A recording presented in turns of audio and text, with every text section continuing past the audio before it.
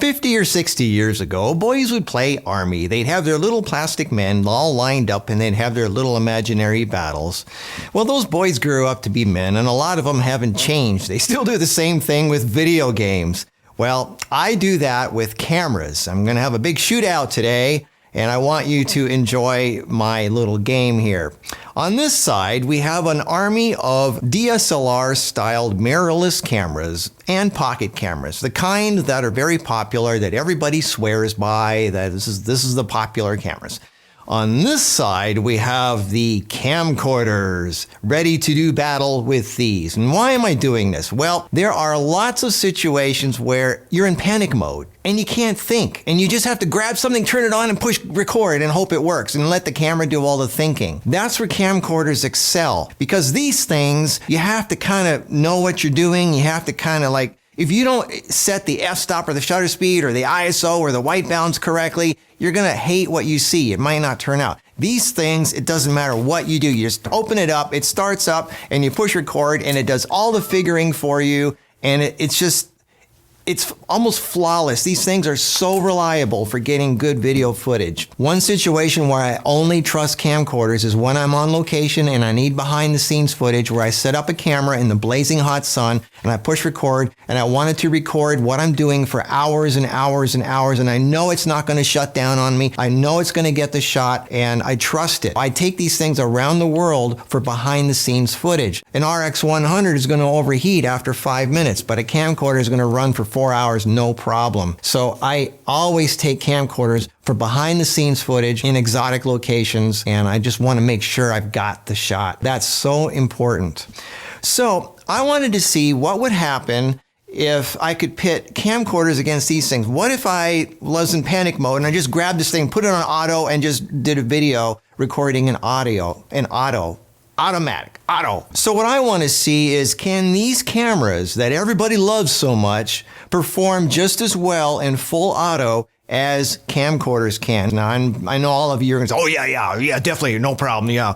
Really? Well, let's find out, because on my experience, and I have lots of cameras, a lot of these things, and especially, it's kind of funny, the really big, expensive, full-blown cameras, with a big full frame and the big lenses and everything, you put those on auto and they just don't work anywhere near as good as camcorders do. So what's so great about camcorders? Why are they so good and why do I love them so much? Well, they're reliable. They're always in focus. There's no time limit. They can run all day. It doesn't matter. They don't overheat in the hot sun, and they're super easy to use. You don't even have to know what you're doing. You open up the flippy screen, it automatically turns on. You don't have to push the on button, and you just push record. That's it. It figures everything out for you. Great ergonomics for hand holding. Something about aiming it like a gun. It's like, it's just so good ergonomically for when you're filming and hand holding and walking and stuff like that.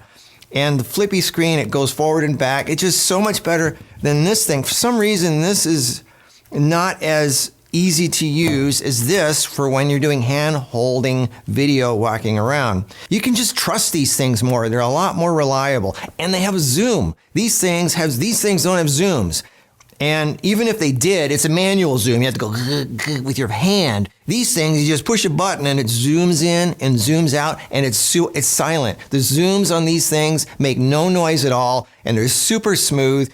On these things, if you were to zoom, and you were recording a video, you'd hear it.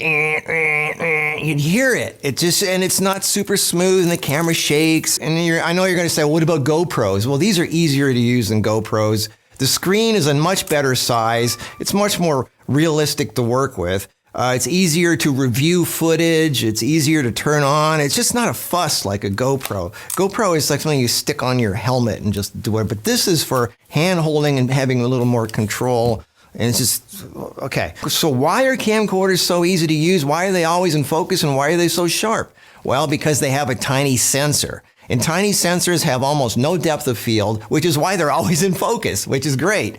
And because they're small, they don't overheat. So you can run these things all day, no matter how hot it is, they don't overheat. Almost all camcorders, anything over $200, has stabilization. These things, some of them have stabilization, but for some reason, the stabilization in camcorders seems to be a little better than the stabilization in these things.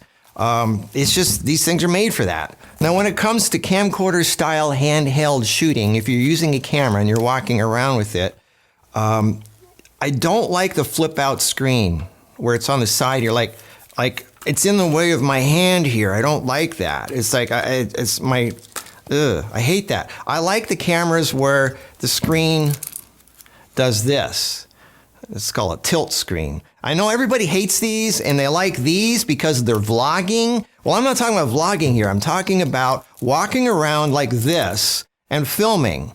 In this case, I like this where the screen is tilting up at my face and it's right in the middle and I can see it. It's not off to the side. I'm actually looking at the same thing the camera's looking at. This is so much easier. So there is something to be said about these tilt screens. If you're walking around doing a video, not filming yourself, but filming someone else or something else, this is a better screen. And this is in the way. Now you're going to say, well, camcorders have the thing on the side. Yeah, they do, but I'm holding it from underneath like this. I'm cupping it. For just holding the camcorder, it's just so much. This works with camcorders. The side screen works with camcorders because I'm holding it like this. I'm cupping it from underneath. And it's just so much easier, like you're aiming it like a gun, and it's just so much easier to use. Even if you're using this thing, it's fine because there's something about cupping it from underneath that works. You can't do that with these things as easily without having your hand hit this thing on the side. So that's why the tilt screen works. And as far as vlogging, if you want to do that, the camcorder screens do flip forward. So you've got everything going for you in the camcorder department. The most important things for photography are your shutter speed, your ISO, your focus, and your white balance. And these things figure all of that out for you. I don't want to have to mess with color grading and LUTs and logs and all that crap that everybody's talking about nowadays. I just want to turn it on, push record. And now I am a pretty good photographer and I do mess with, you know, shutter speed and white balance and focus and aperture and all that. But that's if I have patience and time. But there's so many situations where it's just like, oh my God, I gotta get that. I gotta just stop. And you just push record. You know, you don't want to think about all that stuff where you just want to push record because something's happening and you got to react instantly, like knee-jerk reaction. That happens a lot. It's amazing how when you're in panic mode, all your years of photography training just go out the window. You're like, you don't even, I'm talking too much. I'm going to get to this in a minute here. Okay, so I just want to explain why I'm doing this battle and why it's so important. There's camcorders and DSLR-style mirrorless cameras that have interchangeable lenses. The autofocus speed and quality is also depending on the lens. Some lenses focus faster and better than others, so that's kind of another depending factor. I can't possibly test all the cameras out there. I know there's gonna be people that say, "Well, my camera works really good no matter what." Like, great, I'm proud, I'm happy for you, you know. But I'm testing the ones that I have, and I think it's a pretty good cross section of camcorders versus normal cameras. So I set up a little obstacle course, starting with a bunch of small, colorful objects, and then bigger objects. And then around the house, I set up mannequins in various locations to see how fast the cameras can recognize the face and acquire focus. And the test is really simple. I'm going to take every camera here, just turn it on, put it in auto, and push record and walk around and see how fast it can focus on faces and things, with the white balance, the exposure, how well it can handle that without me doing anything. If it loses focus, I'm not going to touch the screen or the shutter button to refocus it. I'm not going to, that's cheating. I want to see how long it takes the camera to figure out what to focus on. So let's pit the camcorder world against the army of normal cameras that everybody uses. So here we go. Let's start with the little Sony A5100. This is still one of the smallest cameras you can get with a larger APS-C sensor, and it has the type of screen I like the most, the flip up screen, which I love, not the flip out. Look at those colors. After not using this for a few years, I was amazed at the colors. I remember why I like this camera so much. It's really nice look. It's not super sharp because it uses AVC HD compression for its file types, and it's got some blurry moments, but overall, the look is great. I really like the look. It recognizes faces. It focuses pretty well. It's an old camera, but it works great. The colors are really nice. I love the colors on this thing. It has depth of field because you can change the lenses and it's a larger sensor. It's got some stabilization, which is nice. It's a wonderful size to hold in your hand. Nice and sharp right there with the face. Look at the colors on the wall. Look at that. It looks pretty good for this little camera. And the face is good. I just love the look of this. I love the look. I like it. All right, moving up to the 15100's bigger brothers, the 6000 series. This is a 6300. This has a tilting screen, which I like for hand holding. It has the same gray colors, but it's noticeably sharper. That's the first thing you notice. It's definitely sharper than the 5100. Look at that, really nice sharp pictures. It focuses pretty well. I mean, actually, there's a few moments, but it focuses really well. Nice sharp look. It focuses really fast. The colors are great. Look at that. Really nice look. Look at those comic books. Nice color. Depth of field, change lenses, APS-C larger sensor. Look at that. It doesn't search very much. Grabs on the face pretty quick. Really nice. Nice look. Depth of field again. It actually has pretty good stabilization. I love this camera. I've taken it around the world several times. It's great for both videos and picture taking. It's a good all-around quality, all-purpose camera. All right, moving up to the next step, the Sony A7C. This is the newest full-frame camera without the viewfinder lump on top. It's built into the body. The screen flips out to the side, which is great for vlogging, but I don't like it for hand-holding like this. The colors and the video quality is great, but the screen looks too dark. It instantly recognizes the face on the figurine, which is impressive. It's got a few blurry moments here and there. Yeah, it's got a little problem searching sometimes, but it does catch on. Face recognition is fast. It's instant. Again, and look at that. Nice depth of field because it's full frame. You can change the lenses. The colors are really nice. It learns to adapt pretty quickly. It's got good stabilization. Grabs on faces instantly. The moment it sees a face anywhere, it grabs on the eyes and the face right away. Sony is really, really good for that. Colors are good. This is a good camera. I like it. Great high quality responsive camera, but the screen on the side gets in the way when you're walking around. All right, moving up to the A7 III, the A7C's bigger brother. It's got the viewfinder on top and a tilt screen, which is good for walking around. And again, the screen is too dark compared to the actual footage. But the colors, again, look really good. Good depth of field. The look of the footage is great. Instant eye recognition on the figurine. It's got its blurry moments here and there. So... but the look is really good. Instant eye recognition again. On the color is great. Again, it's got its blurry moments where it's searching around, but good depth of field, full frame, interchangeable lens. Instant eye recognition. That's the thing about these Sonys. Like, bam, they lock on a face right away. The moment it sees an eye, it's just great. Overall, great looking video quality, but the screen doesn't really reflect that very well. Works really good though. But it does have its blurry moments while it's searching. All right, so let's move over to a Sony camcorder, the AX33. This is a good camcorder. It has a built-in gimbal with a free-floating lens inside for stabilization. Very sharp camera. Now, I know it looks a little blue, but you can adjust that later on. Just notice how sharp it is. Everything is in focus, and no matter what you do, everything is in focus the whole time, and that is really impressive, and it looks great. And this is what camcorders are good at. Everything is always in focus, and it just looks good. It's just nice, sharp look. The colors can always be adjusted, but the focus is something you really can't adjust it. So again, look at this. No matter what I'm doing, everything is in focus. Good eye recognition. Sonys are good for that. So this is a good camcorder for walking around, and it's just good. It's a little on the heavy side though, and I like lightweight stuff. So let's drop down to something super light. The tiniest little Sony camcorder, the CX405. It's a cheap little tiny super lightweight camcorder that works surprisingly well. Look at that quality. Great colors, even has a little bit of stabilization. This thing works surprisingly good. I love this little thing. No searching. It recognizes faces. Because it's a cheap little camcorder, it's got a cheap LCD screen that looks washed out and doesn't represent the actual shot, but the actual shot looks pretty good. It's surprisingly sharp, the colors are good. It's pretty stable when you walk around. I mean, the stabilization, everything. I'm just amazed at this tiny little thing. Look at how sharp that face is. Look at that guy. I am really impressed with this little thing. I love it. And it's so light and small. I love it, I love it, I love it. And it's only $199. It's just the cutest little thing. I love it.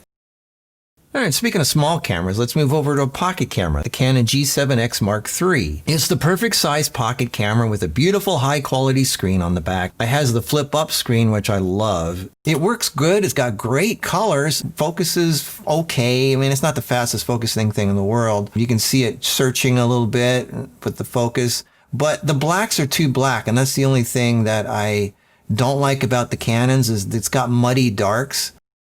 But the colors are nice and saturated. It does, see, it's not focusing on the comic books there. See, it's got a little bit of problem focusing there. Now watch this. I'm going to walk around. See, it's not focused. It's not focusing. It's not focusing. Oh, there. It's finally focused on the face. And the darks are too muddy.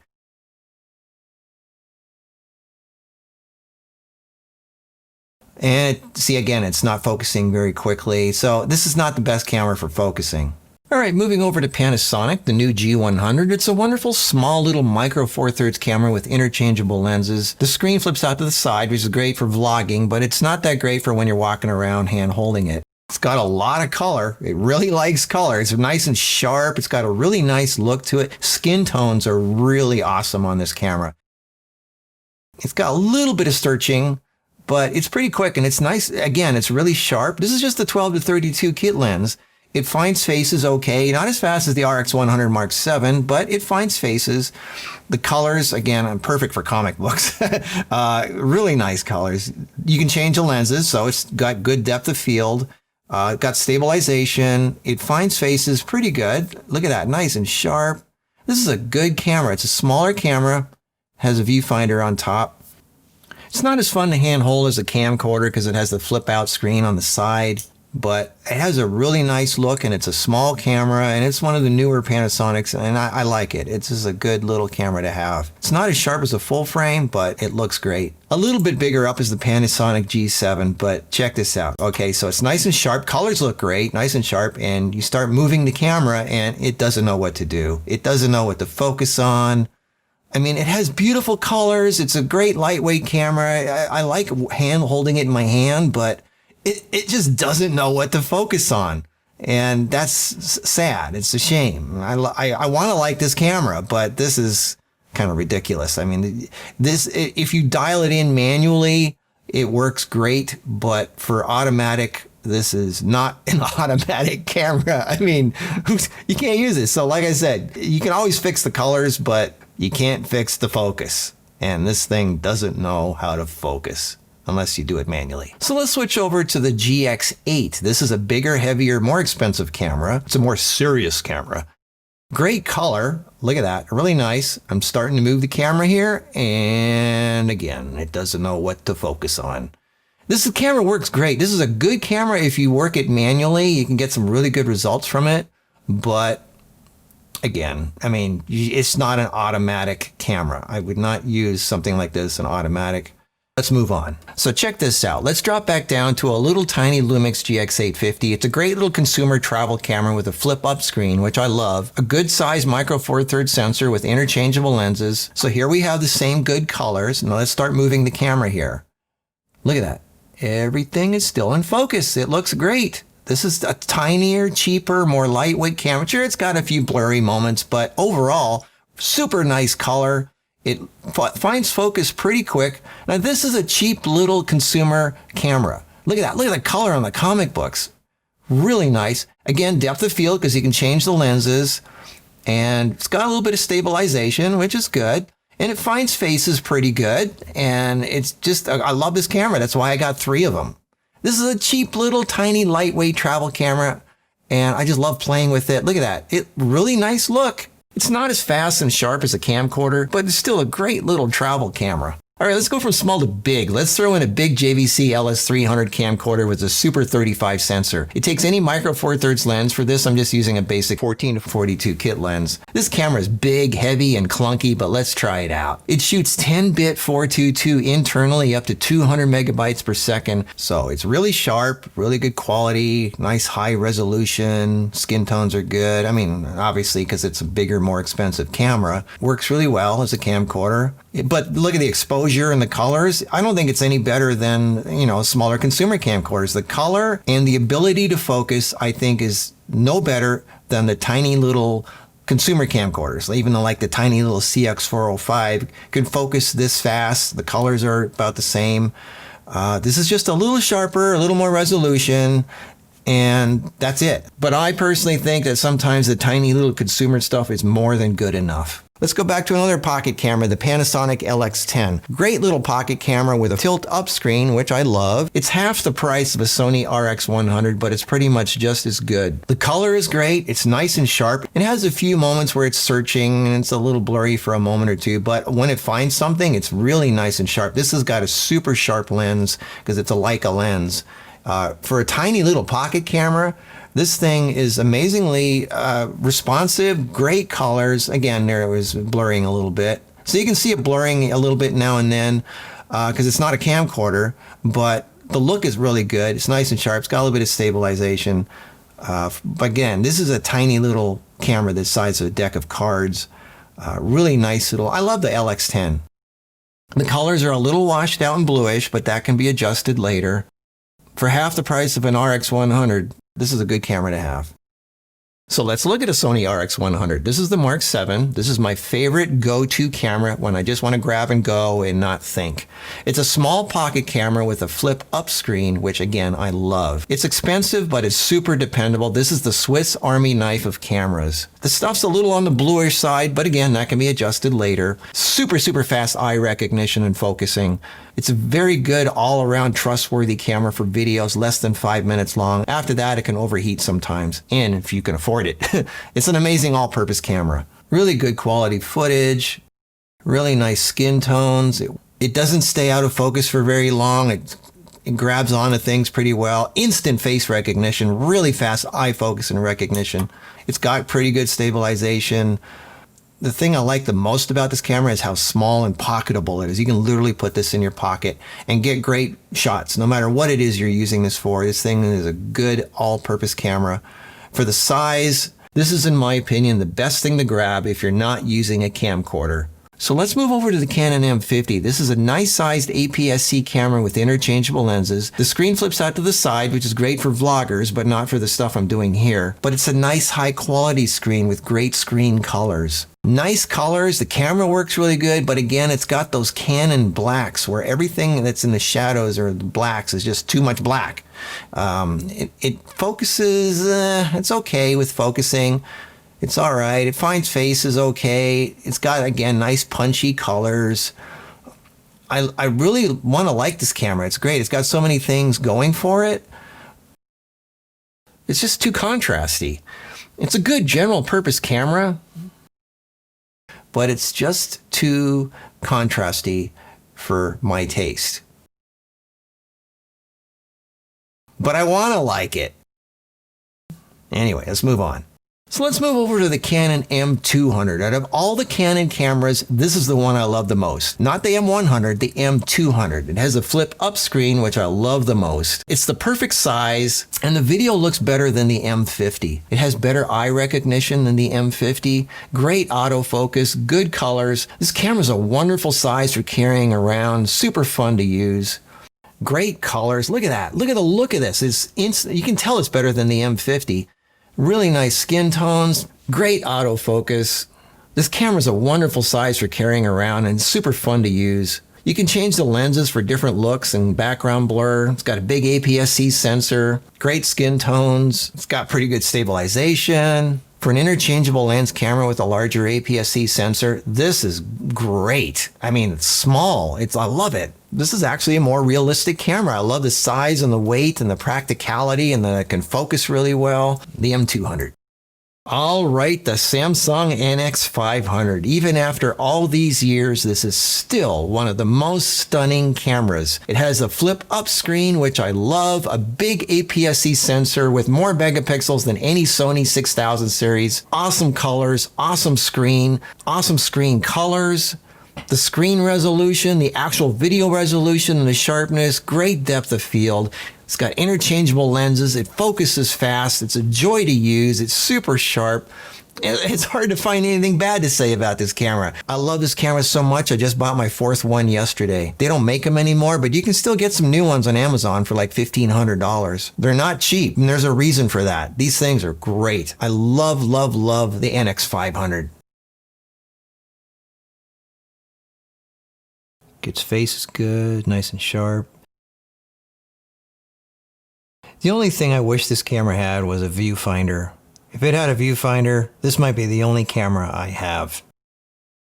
All right, let's move up to a bigger prosumer camcorder, the Panasonic X1500. This is a really popular camcorder that always sells out in camera stores. Lots of people use this camera. It's got 10-bit 422, up to 200 megabytes per second recording. It's fast and it's sharp, good stabilization, good autofocus. Look how sharp everything is. No long blurry moments where it's searching for what to focus on. This is what camcorders excel at, keeping everything in focus. But this is not a point and shoot camcorder though. This camera has so many features, it's kind of overwhelming and can be too confusing if you're in a panic mode. There's a small switch where you can switch from manual to auto, but it's kind of small and you have to kind of remember where it is. Some people like this camera because it looks impressive. For me, I like the opposite. I like small, tiny little things that you don't see. This thing's a little too big for me, but it works pretty good. So that was Panasonic. Let's move over to the Sony counterpart for this, the AX700, which is a better camera. It's one of the best camcorders before getting into professional territory. Very good quality, very sharp. It works great. It's kind of big and heavy and clunky, and it's not fun to hold like a small little lightweight consumer camcorder. Instant face recognition because it's a Sony. Out of the box, the color doesn't look very vibrant because it's favoring dynamic range, but you can adjust that easily. 10-bit 422, it's nice and sharp, but again, it's heavy. It's not as much fun to use as a small consumer camcorder. Maybe a few too many dials for the average consumer. It's rock solid, very dependable. So for the same price, this is a better, sharper camera with faster face focusing than the Panasonic X1500. It's just not as lightweight and fun to hold as a smaller consumer camcorder. So let's go back down to something small and light, like a Canon SX740. I love small, super lightweight things, and this is a very lightweight, inexpensive pocket camera with a super tiny sensor. Look at that, look at those colors for a cheap little tiny consumer camcorder with a tiny little sensor. I mean, this thing works really good. So the colors smear a bit, and it looks a little magenta, but I don't care. It's fun, and it works great. Look at that. Great skin tones. It's got a really nice look to it. It has face recognition. It even has some stabilization. I love the look of this. I mean, this thing is so lightweight and it's so fun to hold, just to play with. And, you know, sometimes you just got to have things that are just fun to use, fun to play with. And this is a fun little camera. It's happy. This is happy. It's happy colors. It's a happy little camera. I love lightweight, small, light consumer happy stuff. Just for nostalgia's sake, I want to show these because I have 4 of them. It's the Panasonic X900. These are 10-year-old camcorders, kind of older technology. You know, they still kind of hold up. They're not really that bad. They use AVC HD compression, which means it's not going to be super sharp, but still, I mean, they're pretty good. I mean, it holds up pretty well after 10 years. That's why I have 4 of these. They work really well. They're really dependable. They've never let me down. I just turn them on and they just work and they're great. And I've used these for so many things, behind the scenes footage. They've been around the world a bunch of times. And again, this is old technology, but I think they still hold up pretty good for what it is. It's dependable. And that's why I like camcorders so much, because they never let me down. And that's why I got 4 of these and I just love them. Even after all these years, these things still work pretty good. So let's move up to a cheap consumer camcorder you can get right now, like the Panasonic V800. Now it's sharp, but the colors look, they look kind of washed out and bluish. So the colors, I don't think it's really gotten that much better in 10 years. I think this camcorder is, I mean, everything's sharp. It doesn't go out of focus, and that's what I like about camcorders, but I don't think it's that much better than the X900s. But again, look how everything's in focus. And that's what I'm trying to show you, is no matter what the colors are. You can always adjust the colors, but being in focus is important. And notice how this, even though it's a cheap consumer camcorder, everything is always in focus, and it works really good at keeping things sharp and in focus. And that is the point of this whole video. So let's move up a step to a little bit more expensive of a consumer camcorder, like the VX1. It's the same sensor, it's just a little more expensive. So again, it's nice and sharp, it stays in focus, colors look washed out, but you can adjust those. So from my experience, the Sony camcorders are better than the Panasonic camcorders. But they're all nice and sharp, they focus right away, and that's the thing about camcorders. You always have the thing in focus, and you can always adjust the color. These things might take more impressive footage if they're set up correctly, but if they're not, you're screwed. These things might have smaller sensors and the colors might not be as vibrant or nice, but they're always in focus and they're always sharp. You can always adjust the color, but you cannot adjust the focus. If it's out of focus, you're screwed. So that's why it's important to have something that you can use as a backup camera. So in summary, I was surprised. I was surprised how many cameras are able to do really well in full auto. There's more good than bad. More cameras were able to actually do pretty good. For a manual control guy like me, it's really scary to put your trust in something and hope that it's going to do a good job without me doing anything. It's scary. I'm a control freak. I like to make sure I'm getting it right. I don't want to have to trust something, but that's what this video is about. Overall, in general, the Sonys, everything from the compact to the full frame, the big ones are awesome. The Sonys are the best at recognizing an eye, recognizing a face, and instantly locking on that and focusing on it. The Sonys are so good. The Sonys are the fastest focusing, most reliable for eyes. Even the little tiny CX405. This little tiny thing performs so well. And so, I mean, overall, the RX100 Mark VII is the most, pocketable, trustworthy. Just grab it and turn it on. It's like a pocket-sized camcorder. You just can't run it for more than 5 minutes because it'll overheat, especially on a hot day. That's why the camcorders are good. And I'm surprised how some of the cheaper cameras outperformed the more expensive, bigger cameras. That was kind of interesting. So it's not always big and more expensive is better.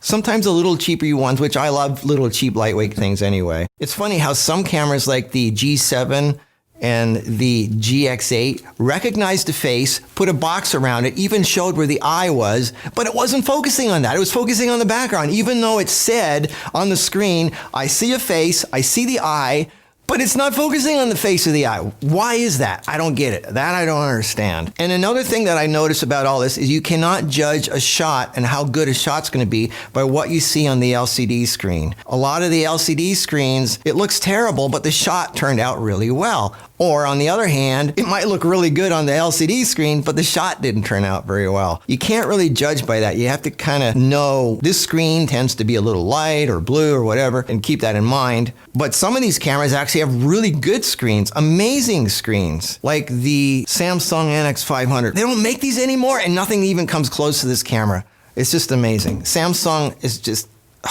get back into cameras, Samsung. And another thing that's kind of interesting is the V800, the VX1, and the X1500 all have the same sensor.